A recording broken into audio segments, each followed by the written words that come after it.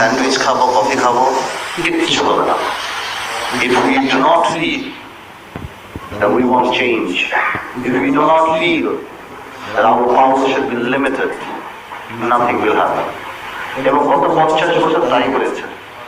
আপনি আমাদের কনস্টিটিউশন বিশ্বের যে কাউকে দেন দারুণ কনস্টিটিউশন, কিন্তু কোনো লাভ নেই, নাথিং ইজ উইদাউট ফ্ল, প্রত্যেকটা দেশই থাকতে পারে। আপনি যাই করেন, আমি মনে করি ভালো রাজনীতিবিদ আনার জন্য আপনারা সেমিনার করেন। এই প্রেশারকে আজকে আপনারা এই কথা বলছেন, উইথ ডিউ রেসপেক্ট আমি বলতে যাচ্ছি, যদি শেখ হাসিনা সরকার টিকে যেত, এই সেমিনার কি হতো?